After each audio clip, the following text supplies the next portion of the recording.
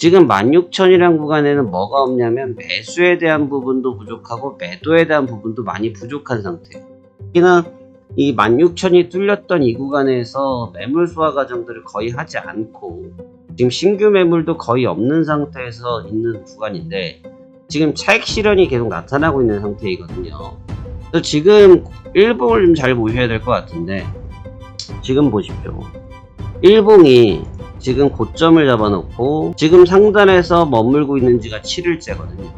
이 7일차라는 얘기는 무슨 얘기냐면 고가에서 버팅기고 있다는 얘기인데, 제가 이 얘기 해드렸던 적이 있죠. 빠르게 움직이지 않으면 이게 제일 피곤한 장이 될 수 있다. 뭐가 제일 피곤할 수 있냐?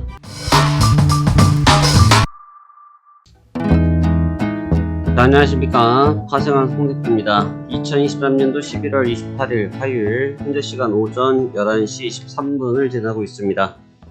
자, 시장 상황이 이해하기가 좀 어려운 그런 동작들이 계속 있어서 상당한 궁금증들이 많으신 것으로 알고 있습니다.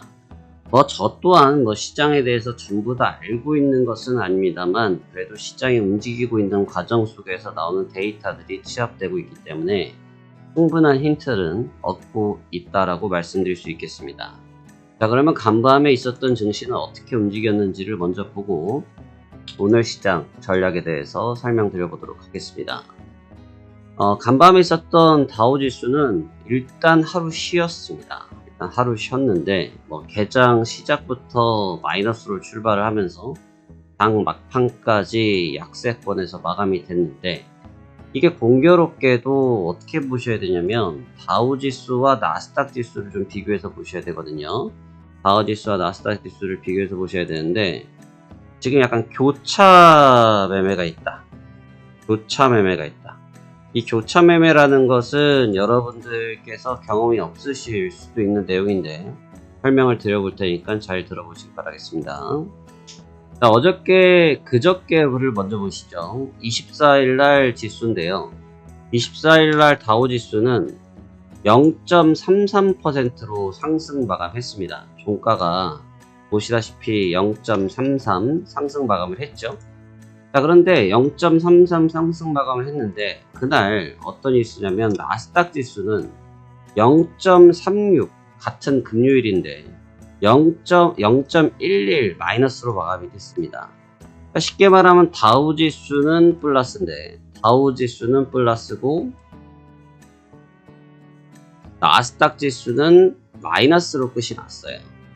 여기서 지수의 진폭을 언급하는 게 아닙니다. 이 키맞추기에 대해서 설명을 드리는 거예요.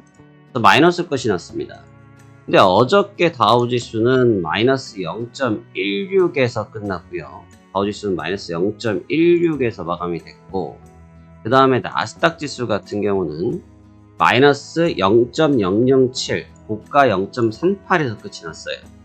그러니까 무슨 얘기냐면 다우지수가 하루 오른 날 나스닥 지수가 하루 빠지고, 다우지수가 하루 빠진 날 나스닥 지수가 하루 오르고, 플러스 마이너스 마이너스 플러스 형태로 해서 같은 지수 안에서도 갭을 줬다는 거죠. 그러니까 이거는 좋게 표현하면 개별주 장세 이런 표현으로 쓸 수도 있고, 국내 증시 같은 경우는 코스닥이 강세인데 코스닥이 마이너스인 경우 있죠. 그와 같은 표현을 할 수 있는데, 근데 이 나스닥 같은 경우 시가총액이나 그 비중의 사이즈가 좀 어마무시하게 다르기 때문에 그 갭은 있습니다만 그 개념이라 보시면 돼요.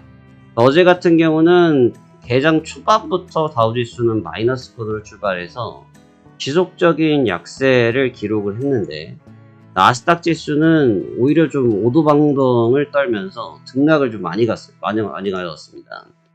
그래서 굉장히 좀 변동성이 상대적으로 좀 높았고요. 엄청 크진 않았습니다만 박스권 이내에서 변동성을 크게 가져가는 모습이었어요. 특히나 이제 초저녁에는 조정권을 좀 받아놨던 부분을 개장을 하면서 주가를 좀 강하게 들어 올려놨고, 그 이후에는 다시 밀어냈는데 거의 바이든 연설 시간에 맞추어서 거의 1시간 전부터 밀기 시작하더니, 바이든이 연설이 4시였거든요. 그러니까 1시간 동안 밀어내면서 상승분을 다 반납시킨 상태에서 마감이 됐습니다. 그래서 낙폭이 꽤 은근히 있었고요. 낙폭이 좀 은근히 있었고 변동성도 박스권 내에서 상대적으로 좀 있었다고 볼 수 있습니다. 이제 여기에서 얻어야 될 힌트가 뭐냐라는 부분인데, 많이 물어보시는 부분 중에 하나가 뭐냐면, 지금 이제 매물벽에 대한 질문이 굉장히 많아서, 제가 매물벽에 대한 설명만 어저께 종일 드린 것 같습니다. 이제 매물벽에 대한 설명을 꼭 드려야 되는 이유 중에 하나가 뭐냐면, 제가 이제 16,000이랑 15,000은 15,999랑 16,000은 불과 숫자 1차이긴 하지만 이 결이 좀 다르다라는 얘기를 앞선 영상에서 많이 설명을 드렸는데, 16,000과 15,000 때는 좀 개념이 틀립니다. 어제도 제가 그 말씀을 드렸던 게 뭐냐면, 어저께 지수가 오전에 조정을 받으면서 16,000이 깨져 있었어요. 어저께 이 구간에서 16,000이 깨져 있었어요. 근데 저도 이제 16,000은 다시 체크하는 과정이 있다 할지라도 오래 버티진 않을 거라고 생각을 하고 있긴 했는데, 이 구간에서 설명드렸던 게 뭐냐면, 16,000이 깨지긴 깨졌으나 이 구간에서 아직까지 매물층이 완전히 두텁게 쌓이지 않아서 이게 완전히 붕괴라고 말할 수 없다라는 말씀을 드렸거든요. 그 얘기는 어떤 의미로 설명을 드리는 거냐면, 지금 지수 자체의 개념을 좀 이해를 하셔야 되는 게, 지금 지수가 체질 개선을 할 거냐 아니면 지금 이 상태에서 조정을 받을 거냐의 싸움을 하고 있거든요. 근데 이제 직전에 있었던 이러한 고점들은 단기적으로 다시 구경하기는 쉬워 보이진 않고, 여기에는 나름대로의 두터운 매물층들이 쌓여 있어요. 그러니까 보시다시피 거래량들이 산적하여 있는 구간들이지 않습니까? 이게 바로 흔히 말하는 매물벽이에요. 그러니까 어제도 저녁에 치고 새벽에 치고 올라갔지만 무너졌던 이유 중에 하나 뭐냐면 이 매물벽대를 넘어가지를 못했거든요. 어제 시가총액 상위 종목군들의 움직임들도 굉장히 좀 흐지부지한 모습들을 많이 보이면서 좀 혼조 양상을 보였었는데, 지금 16,000이라는 구간에는 뭐가 없냐면 매수에 대한 부분도 부족하고 매도에 대한 부분도 많이 부족한 상태예요. 특히나 이 16,000이 뚫렸던 이 구간에서 매물 소화 과정들을 거의 하지 않고 지금 신규 매물도 거의 없는 상태에서 있는 구간인데, 지금 차익 실현이 계속 나타나고 있는 상태이거든요.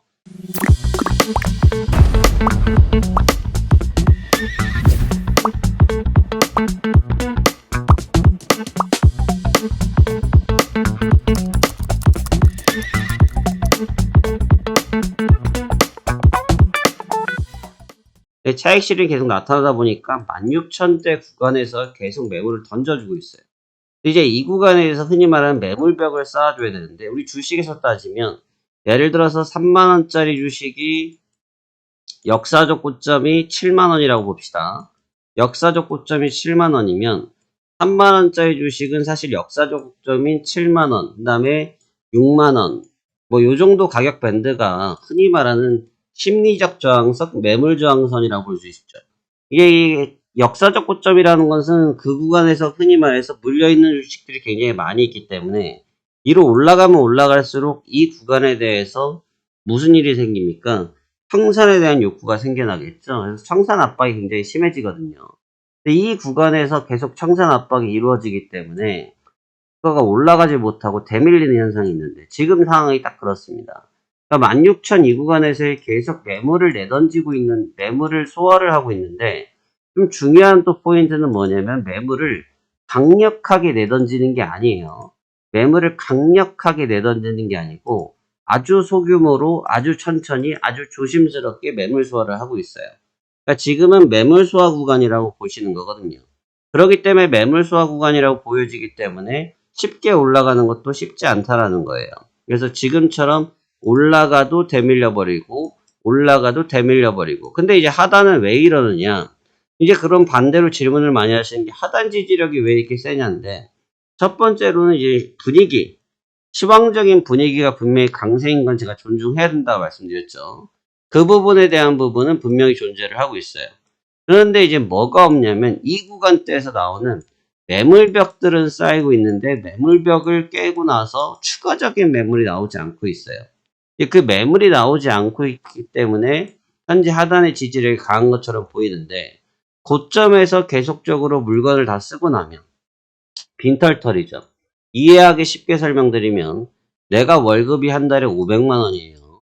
근데 내가 월급이 한 달에 500만 원인데 내 카드 한도가 한 달에 400만 원이에요. 내가 한 달 카드 한도 400만 원인데 이번 달에 무슨 일이 있어가지고 400만 원 카드 한도를 가득 채워서 다 썼어요. 근데 내가 월급 받는 날에 카드 결제가 이루어지는데 거의 월급이 찍히자마자 카드값으로 다 날라가죠. 이 똑같아요. 스치듯이 지나가듯이. 그러니까 지금 이 구간대가 그런 개념인데 계속 매물은 체크하고 있지만 물량을 소화하고 있기 때문에 결국은 이 구간이 끝나고 나면 이 하단 밴드는 쉽게 열릴 수 있다고 볼 수밖에 없는 거죠. 그래서 굉장히 조심해야 되는 구간이에요. 그러니까 이게 사람들의 착각과 인식의 차이가 생길 수가 있는 구간대인데 너무 잘 지키니까 지지력이 너무 강력한데 잘 버티는데 라고 생각하면서 심리적인 지지와 저항이 생길 수 있는데 그 부분들은 결국 한순간에 무너질 수 있는 분위기가 조성될 수 있다는 거죠. 그러니까 어제도 제가 이제 주가가 무너지는 이 부분을 놓고 볼 때 굉장히 우려스러웠던 부분 중에 하나가 뭐냐면 제가 어제도 금 가격에 대한 얘기를 해드렸어요. 이걸 말하기 좋아하는 사람들은 금에 대한 ETF의 매수량이 늘어나고 달러가 그래서 그렇고 이러쿵저러쿵 얘기들을 많이 하는데 금 가격이 지금 2000불 구간대를 계속 유지를 하고 있고 지금 고점 돌파해서 날아가고 있는 상태거든요. 근데 생각을 해보세요. 금이 고점을 갱신하고 날아가고 있는데 지금 이스라엘이랑 그 다음에 거의 전쟁에 관련돼서 이틀간 휴전이 연장됐죠. 자, 그리고 나서 휴전이 연장됐으면 전쟁에 대한 기조가 많이 완화됐겠죠. 근데도 불구하고 반응 안 하죠. 무슨 말이냐면 지금 그런 거랑 관련 없다는 거예요. 지금 자산시장의 위험자산 시장에 움직이고 있는 무브먼트가 위험성을 감지하고 있다 보니까 안전자산 쪽의 움직임들이 오히려 재빠르게 움직이고 있다고 볼 수밖에 없는 거죠. 그러니까 안전자산 쪽의 움직임에 재빠르게 나타난다는 얘기는 다시 말하면 회피성 자산이라고 봐야 되고 이런 회피성 자산이 많아진다는 얘기는 결국은 시장의 압력이 커질 수밖에 없다는 논리로 갈 수 있는 거죠.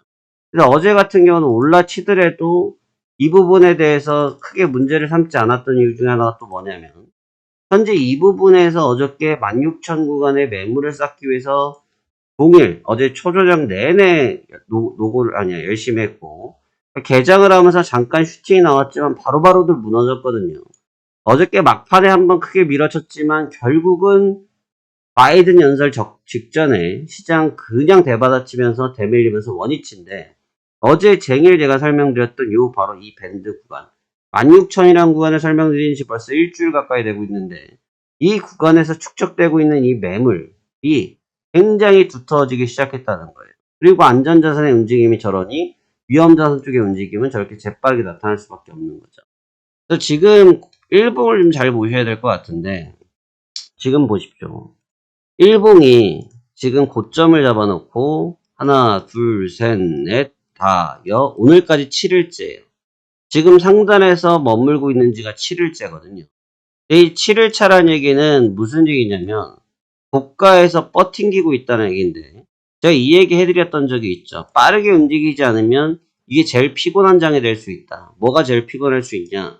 여기에서 붙잡아 놓고 행보를 할 수 있다. 이 행보를 하면서 매물 소화를 하러 갈 수 있다. 근데 이 매물 소화를 하고 나면 그 뒤에는 가볍게 움직일 수 있는 거죠. 근데 지금 이 행보 구간이 나타나고 있는데 근데 다행히 변동성이 좀 좋아요. 변동성 자체가 박스권에서 굉장히 무브먼트 자체는 좋기 때문에 크게 문제를 삼을 만한 부분은 없다라는 것이 제가 보고 있는 소견입니다. 오늘도 전략은 아주 간결하다. 이런 시장은 전략적으로 복잡하게 가면 오히려 어려울 수 있어요. 간결한 전략이 좋고 고가 매도가 여전히 유리하고 하단 밴드가 얼마나 열린지는 아직 저도 모릅니다. 한번 열려봐야 되죠. 한번 뚜껑이 까져봐야 됩니다. 뚜껑이 까졌을 때 얼마나 밴드를 깊게 열 수 있는지 또 거기에 따라서 어떻게 대응해야 되는지를 구분하는 것이 우리가 필요로 한 전략이라고 볼 수 있을 것 같습니다. 그래서 지금 이러한 전략을 가지시고 여러분들도 시장에 참여하신다고 하면 좋으실 것 같은데 아마 혼자 하기 너무 힘든 시장일 것 같다. 이 자리는 사실 같이 하고 있어도 힘든 구간. 시장을 바라보고 있으면 이게 좀 갸우뚱하거든요. 이게 어디로 가는 거지? 이게 도대체 뭐지?